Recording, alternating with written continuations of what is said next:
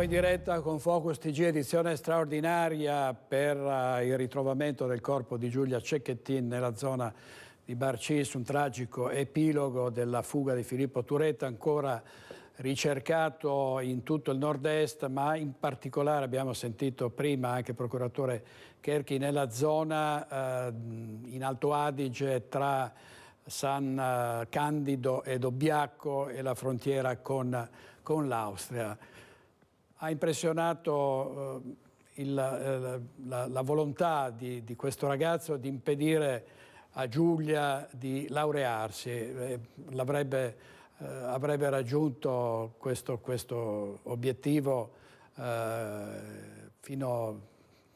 che ha tentato di raggiungere fino all'ultimo 2 giorni fa. Purtroppo non è stato possibile. I suoi compagni di università hanno vissuto una giornata di alterne emozioni, la gioia per la laurea, ma anche la tristezza per una vicenda che ha davvero colpito tutti. Sentiamo come è andata appunto la discussione della tesi di laurea dei suoi compagni. Un pensiero particolare va a Giulia, che è scomparsa da alcuni giorni e che avrebbe dovuto oggi sostenere l'esame di laurea. La comunità dei docenti e del personale del Dipartimento si unisce a quella degli studenti nell'augurio di avere presto lei tra i nostri neolaureati e di vedere anche Filippo raggiungere il traguardo della laurea. L'applauso dell'aula magna del Dipartimento di Ingegneria per Giulia, che oggi doveva essere lì a festeggiare il suo traguardo. La speranza che Giulia Cecchettin si presentasse al Dipartimento di Via Gradenigo è rimasta per tutta la giornata. Sì, l'ho conosciuto, io ho fatto l'esame, hanno fatto l'esame con me di fondamenti di elettronica, quindi sono ragazzi che hanno studiato qui con noi, che li abbiamo formati, li abbiamo fatti crescere e quindi anche il nostro voglia e orgoglio di laurearli. Giulia la stiamo aspettando. Se uno non consegna la tesi può essere anche un messaggio che gli manca qualcosa da finalizzare, si vuole laureare tra qualche tempo, c'è una sessione di laurea anche a novembre, quindi non è scaduto niente. Gaudenzio Meneghesso, direttore del Dipartimento, era stato professore sia di Giulia che di Filippo.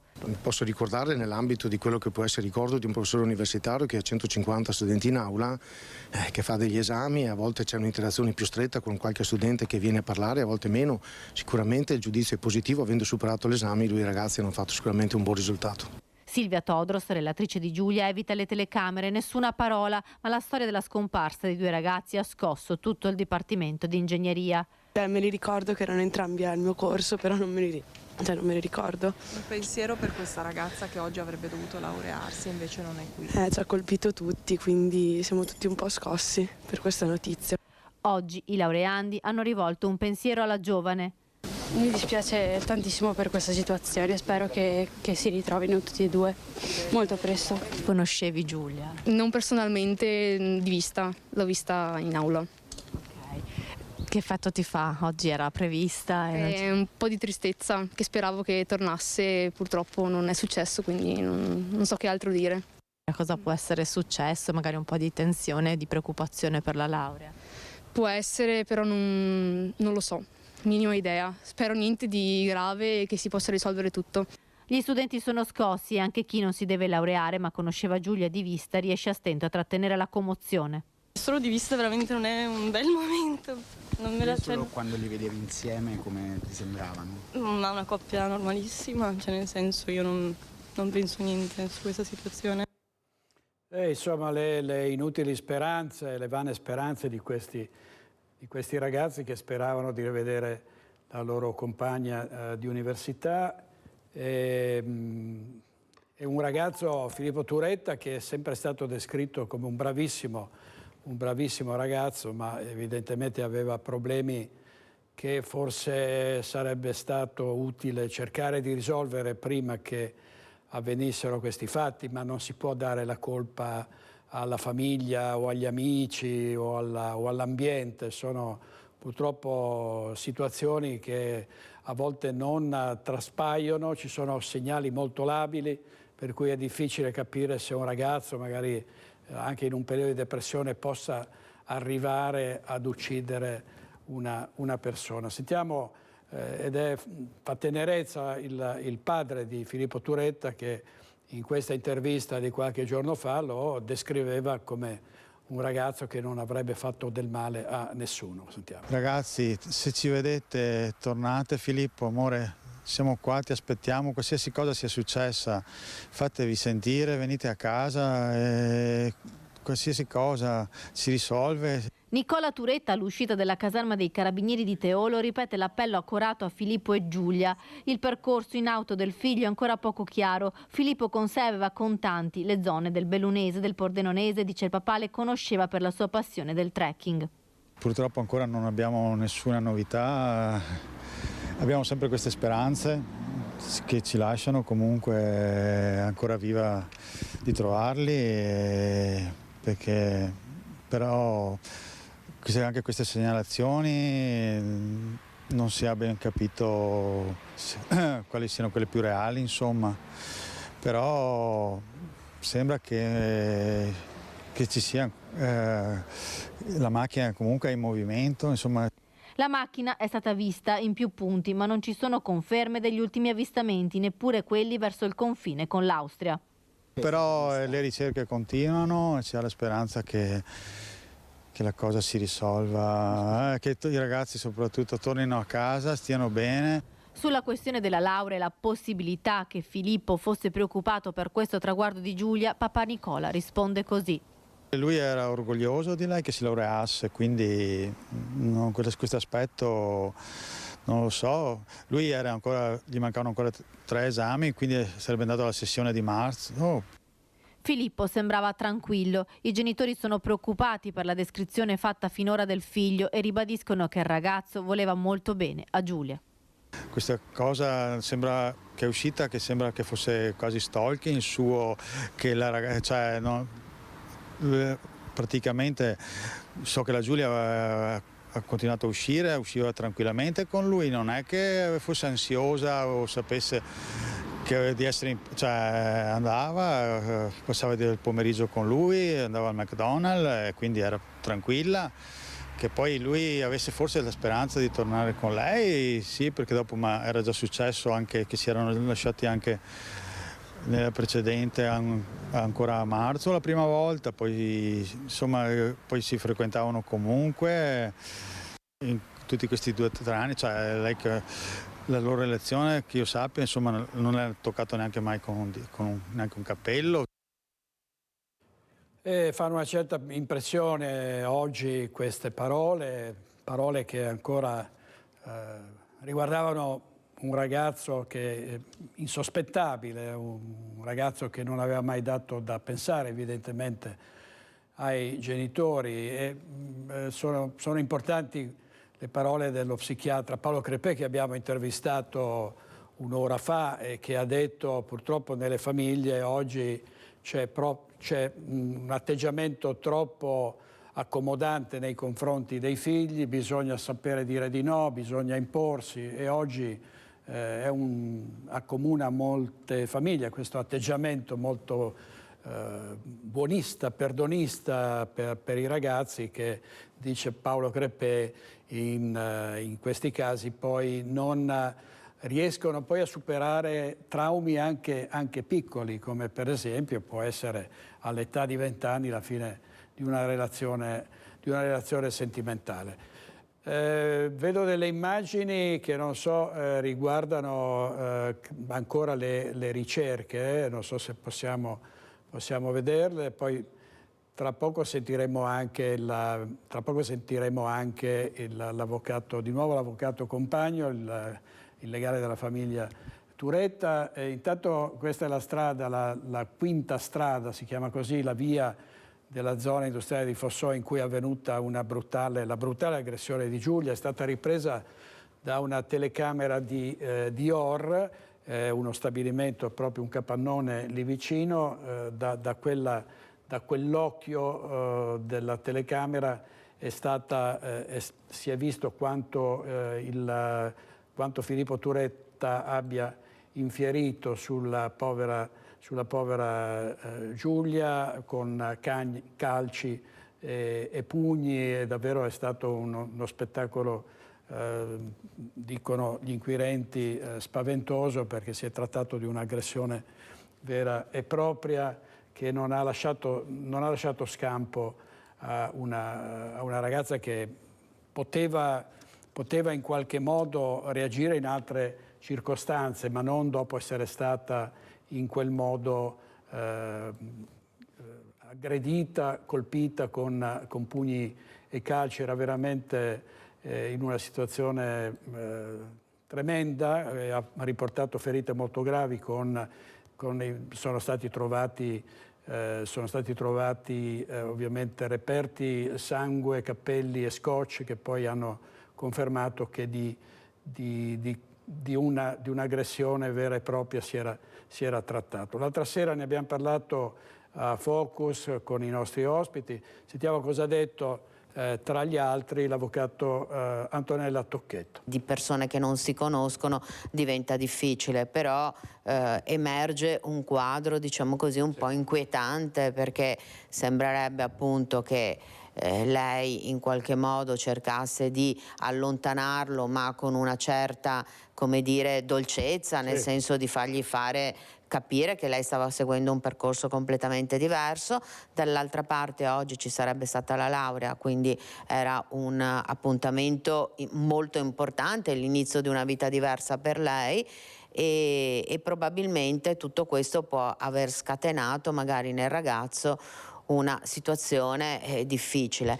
Certo che per quanto noi ci auguriamo, e lo facciamo anche come appello in questa emittente, che se per caso avessero occasione qualcuno di vedere qualche elemento in più lo dica subito ai carabinieri.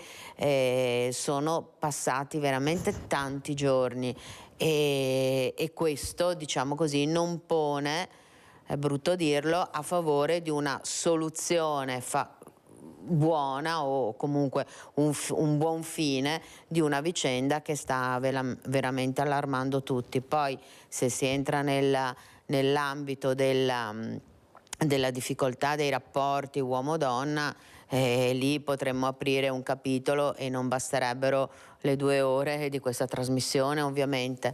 Ci auguriamo solo che ci sia un buon fine, però le ore di angoscia non fanno intravedere, come dire, una grossa speranza, ma la speranza, speriamo tutti veramente che finisca bene.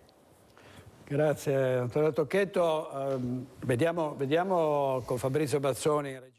Vabbè, questa era la puntata di Focus dell'altro ieri, c'erano Antonella Tocchetto, Simonetta Rubinato e poi anche la sindaca di San Biagio di Callalta, Valentina Pillon, e tutte concordavano sul fatto che rispetto a certe personalità gli uomini dovrebbero le donne dovrebbero sempre mettersi al riparo e fare molta attenzione. Chiedo alla regia, in regia ci sono Andrea Basso e chi c'è con te, Andrea? Tony Esposito, e chi c'è con te, Tony? E Marco Gagliazzo. Vedo movimenti dei nostri zaini. Sentiamo, mi pare che stia parlando, sentiamo l'avvocato Compagno che sta parlando in questo momento. Mi pare che, di quello che è avvenuto. La ringraziamo molto per essere venuto qui. Avvocato. Un attimo. Scusate un attimo, non abbiamo finito. Siamo in diretta, per favore.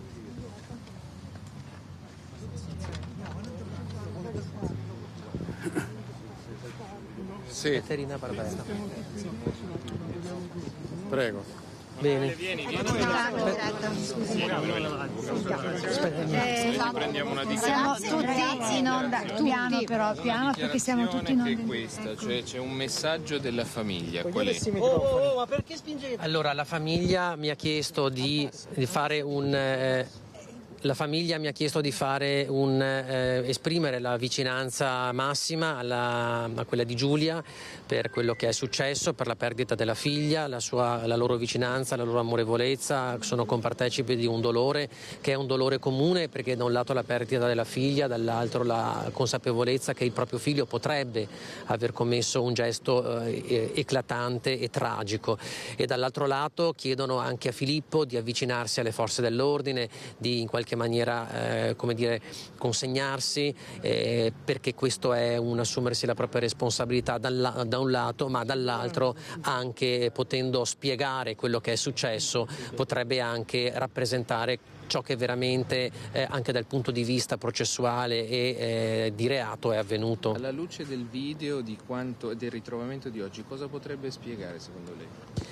Potrebbe spiegare che cosa è avvenuto, se si è trattato, come alcuni ritengono, di una premeditazione o se si è trattato in realtà di una lite finita male, quindi di un reato e di un omicidio, se confermato, colposo o preterintenzionale, perché cambierebbe moltissimo il titolo del reato e quindi anche la pena. Oggi è stata con la famiglia, oggi stamattina, che ha collaborato con gli inquirenti? Sì, oggi siamo stati con la famiglia, io sono stato con loro, c'è stata una massima collaborazione, abbiamo appreso insieme la notizia appunto della morte di Giulia. Io ho cercato di star loro vicino, però loro sono molto prostrati da questa notizia e molto affranti. Il papà di Giulia? Avvocato, era immaginabile una cosa del genere? Non sappiamo se, no, assolutamente non era immaginabile nulla di tutto ciò, e la famiglia mai avrebbe potuto pensare ad un epilogo del genere. Se pensano che sia ancora in vita, lo si spera, però gli epiloghi possono essere in questi frangenti più tragici possibili. Nicola ieri mi diceva il padre che se Giulia l'avesse uccisa si sarebbe ammazzato, secondo lui, cioè secondo il padre. Questa era l'ipotesi che temeva, ancora oggi è questa l'ipotesi che temono. Questo non lo so e sinceramente non sono in grado di dare una conferma. Ecco, se gliel'ha detto a lei, io non sono in grado di dare una conferma se lui avesse espresso questa frase o questa confidenza, ecco, non lo so. Forse più un timore del padre questo. Ah, che fosse un timore del padre, questo non lo so. Ci sono stati dei contatti tra la famiglia e i ragazzi in questi giorni? In questi ultimi giorni, da quando abbiamo saputo della notizia, no. Nei giorni precedenti si erano sentiti, sì. Anche se non c'era la premeditazione. La famiglia di Giulia, i genitori di Filippo. Alla famiglia di Giulia esprimono la massima solidarietà, la massima vicinanza, con tutto l'amore di questa terra, un abbraccio forte, e sono compartecipi di un dolore che è un dolore che coinvolge anche loro, quindi coinvolge entrambe le famiglie in misura uguale, anche se per motivazioni diverse. Ecco. Premeditazione ne parlava, quindi in qualche modo Filippo, quando si è allontanato di casa sabato scorso, aveva con sé qualcosa che potesse pensare un allontanamento per tanti giorni? No, infatti io escludo la premeditazione, io escludo che ci possa essere fin dall'inizio un disegno preordinato per ammazzare sta ragazza, per tutta una serie di cose. La prima, per esempio, non si capisce perché l'abbia riaccompagnata a casa, aveva a disposizione la persona già alla nave De Vero, avrebbe potuto lì portarla in un posto nascosto, invece l'ha portata a casa, quindi questo ci fa capire che non aveva l'intenzione di ucciderla. Poi non aveva con sé vestiti, soldi o abiti che lo potesse in qualche maniera consentire di star fuori tanti giorni. Come può sapere questo fatto, cioè che non avesse cose con sé? Perché i genitori non hanno avuto evidenza di questo, poi per carità può essere che ce li avesse, ma che i genitori non lo sapevano. Avvocato, le risulta che Filippo avesse un secondo telefono con una seconda? No, non mi risulta. Non mi risulta che avesse una carta di credito. E ieri durante le perquisizioni che cosa è stato portato via da casa? Ecco, questo è un aspetto che fa parte dell'attività di indagine e che quindi è coperta da segreto, e io non vi posso dire. Il suo laptop comunque? Sì. Non posso dire nulla, perché c'è un divieto sia di legge che deontologico. Avvocato, quindi... anche qualora non ci fosse stata la premeditazione, come lei sta supponendo, ipotizzando, vero è che comunque sono trascorsi tanti giorni rispetto al ritrovamento del corpo di Giulia, e oggi il procuratore capo col suo appello nei confronti di Filippo affinché si presenti e racconti la sua versione di fatti, sta ipotizzando che Filippo sia ancora in vita. Come si spiega in questo caso questo lasso di tempo, questa forbice per cui Filippo non ha dato notizie di sé, non ha riportato indietro Non sappiamo dove sia, non sappiamo come si stia in qualche maniera mantenendo, dove si trovi e con che soldi stia pagando la sua, diciamo così, permanenza, non lo sappiamo, per cui non siamo in grado di dire in base a quali elementi lui si stia mantenendo adesso, insomma. Ha notizie in merito al Questo era ritrovamento? l'avvocato Emanuele Compagno, l'avvocato dei Turetta, e dobbiamo chiudere qui questa edizione di Focus TG perché adesso c'è in diretta la messa dalla Basilica di Sant'Antonio a Padova. Vi ringraziamo per averci seguito, ovviamente su tutte le nostre reti continuiamo a darvi conto della tragica storia di Filippo e Giulia. Giulia purtroppo non c'è più, è stata ritrovata nella zona di Barcis in Friuli Venezia Giulia e si sta dando la caccia a Filippo Turetta che per ora è introvabile. Grazie, arrivederci.